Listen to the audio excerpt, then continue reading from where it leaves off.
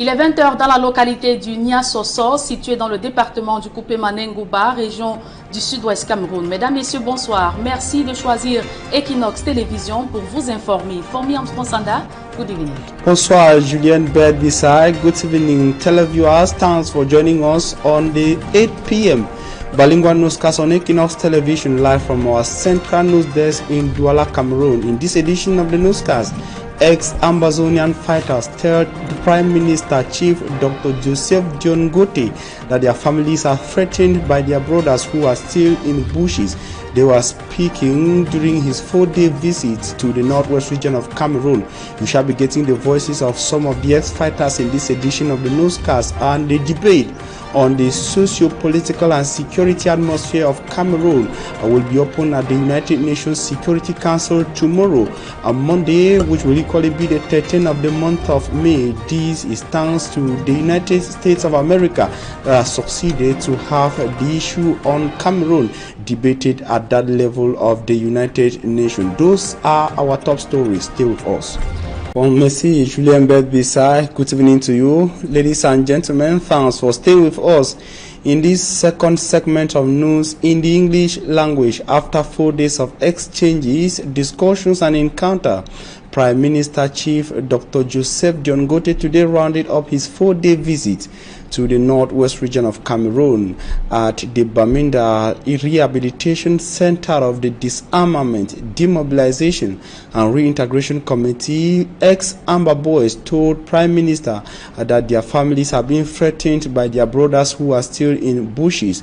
In the following excerpt is that of an ex-fighter, that is an Amber boy, who was speaking during the encounter with the Prime Minister Chief Dr. Joseph John Gotti. One of the issues we are being confronted with are the challenging of living together as boys and girls. We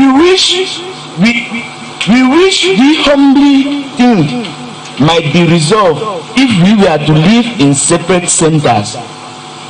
We hope that the regional coordinator will help explain this to you better.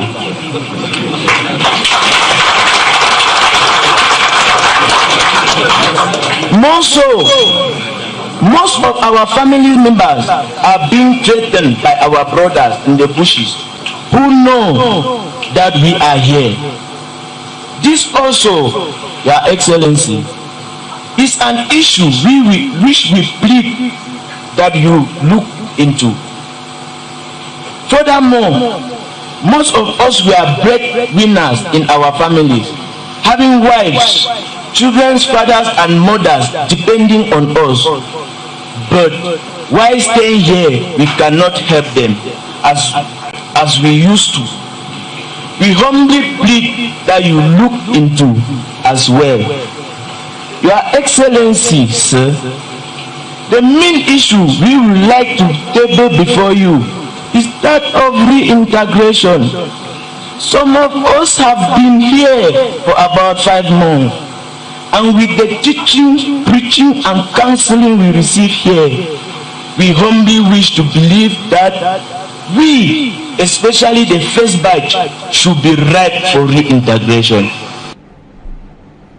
And in the course of his visit, Prime Minister Chief Dr. Joseph John Gotti also met with traditional rulers of the northwest region of Cameroon. One of them is His Royal Highness Fonangwafo of Mankon in Bamenda, chieftain of the region. Speaking with the Prime Minister, the Fon of Mankon regretted that the United Cameroon that he and others fought for is now being threatened. Take a listen to the following excerpt.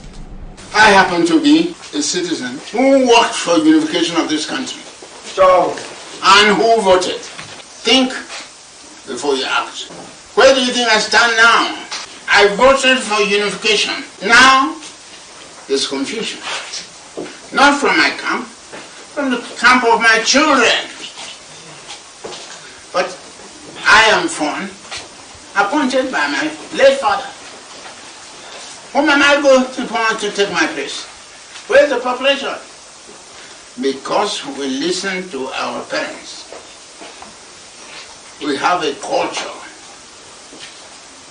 Not be a culture of election, appointment. They look at you and appoint you. I was appointed, I was not elected. Today is an evolution. We are electing. Again, we disagree with our own results of the election. Where do you think people of my age group stand? To whom are we going to hand over?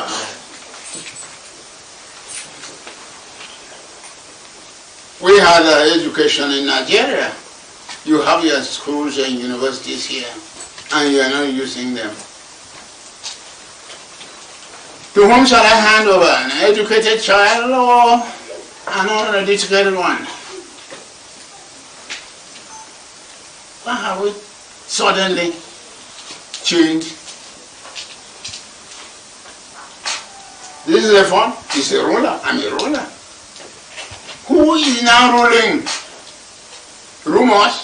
How can rumors rule? We fought for our identity. And today we have sent away the foreigners, foreign rule. And after a few years of unification and independence, we are confused.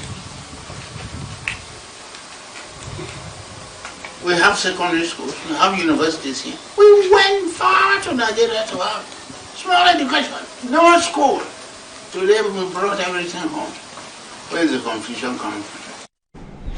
That was an excerpt of Fonangwafo III of Mankon in the northwest region of Cameroon. They're speaking to Prime Minister Chief Dr. Joseph John Guti, and the Prime Minister equally met with inhabitants of the northwest region of Cameroon. He went to some neighborhoods, notably Mobinkwen, one of the busiest neighborhoods of the city of Bamenda, after his visit to the University of Bamenda. A special envoy to Bamenda, Babila Jonathan and Innocent Abega.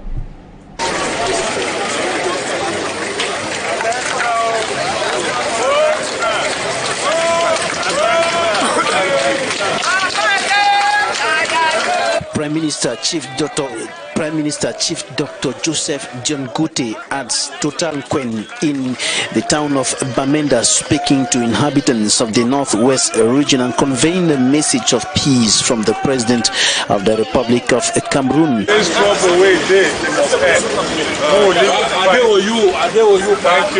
you. We will discuss all within them. But that's also say Cameroon are one country. Not be so. That's so. No one make Cameroon divide. Yeah. It's a good news for Cameroonians. Let people stand and talk. Let them meet the people. Let them come on the street and know that people are suffering. Help the people. Why can't you help the people as like the Prime Minister is doing today? We all of us are happy for what he has done today. And he should continue like this. Let him come and meet the people. Meet all the poor people. Meet all the mad people on the street. And we will have a solution to all this crisis. We are suffering in our region. The whole time we are suffering. I am happy today because this is a history that created history. He stopped to discuss with the people of Bamenda here at the Total Quen neighborhood as well as at the food market neighborhood, and this is after his visit to the University of Bamenda in Bambili, where he urged the university community to work hard for the restoration of peace in the two Anglophone regions of the country. And during that meeting with the Prime Minister, the Vice Chancellor of the University of Bamenda, Professor Teresa Onko Akenji, highlighted the devastating consequences of the Anglophone crisis on the university, indicating that the enrollment has dropped from 21,000 students to about 15,000 students now, and she equally highlighted other problems that are affecting the university, urging Prime Minister Dr. John Guti to ensure that government provides solutions to some of the difficulties faced by the university. He was equally at the residence of the national chairman of the Social Democratic Front, John Frundi, for lunch. And as effort to see a return to normalcy in the northwest and southwest regions of Cameroon multiply internally displaced people from these two English-speaking regions of the country continue to try to adapt with life in different localities across Cameroon. A case in point is Bangante in the west region of Cameroon, where some internally displaced people from the northwest and southwest are coping with life. Immaculate Fogwe tells us more. They are in their numbers who have fled the trouble-hit northwest and southwest regions to seek refuge in Nde division, the west region of Cameroon. This washing point, situated in the heart of Bagante, is employing more than 10 internally displaced persons. The employer, popularly known as Nyanko, originates from the northwest region but has been living in Bagante for the past 12 years. Almost all of my employees are from the northwest or southwest regions. Their coming here is due to the ongoing crisis in the regions. I have no choice than to help them. Most of those who arrive here have no place to stay in, so I bring them into my house, while others who have family members here live with them. Ali Umaru is one of the internally displaced, coming from Bambeli in the northwest region. I do wash vehicles, motorbikes, so as to earn a living. Not far away from the washing point, this young boy, who decided to be anonymous, told us he lost his parents during one of the gun battles in his area. These students are equally internally displaced, but have the opportunity to forward their education. It was for this reason why the first Deputy Senior Divisional Officer of the Nde Division, Mr. Vendongo Antoine Yannick, decided to respond to the needs of these internally displaced persons. The administration is here to respond to the needs of what I call in quotes internally displaced persons. But for us here, they are not seen as internally displaced persons. They are in their home. They should feel at home. As they await for calm to return in their regions, they keep on facing the devastating effects of the Anglophone crisis.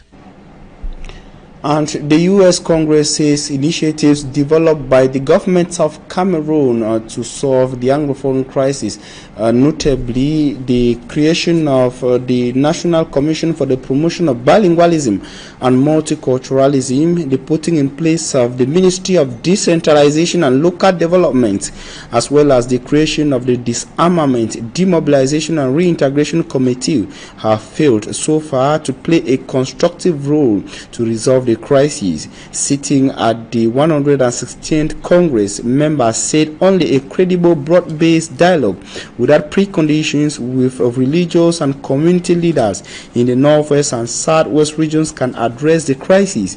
The U.S. Congress said reconstructing the federal system in Cameroon could be a possible way out of the crisis. They also strongly condemn atrocities committed by separatist fighters and the use of force by the Cameroonian army. They called on the governments of Cameroon to release Sissoko Ayuk Tabe and Co., as well as Professor Maurice Kamto of the Cameroon Renaissance Movement's political party, as well as his supporters and sympathizers detained with him. The resolution of the United States Congress is coming at a time when the United Nations Security Council is preparing to discuss the socio-political and security situation of Cameroon. The UN Security Council will hold tomorrow, on Monday, the 13th of May 2019, to discuss the deepening crisis in the northwest and southwest regions of Cameroon. And members of the National Commission on Human Rights have said only a ceasefire can help bring normalcy to the northwest and southwest regions of Cameroon, hit by what is now commonly referred to as the Anglophone crisis. They made the declaration during one of their meetings in the nation's political capital, Yaoundé. Simanji Kangebe tells us more. It was total disorder at the premises of the National Commission for Human Rights in Yaoundé.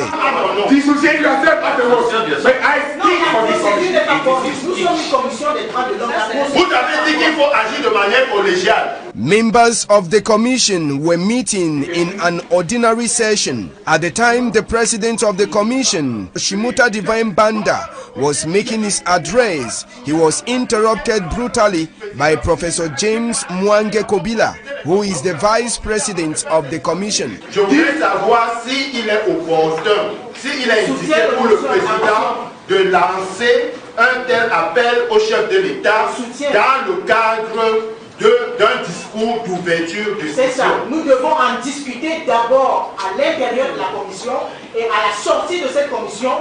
Since there is no one without two, the action of Professor James Kobila was soon copied by another member of the commission.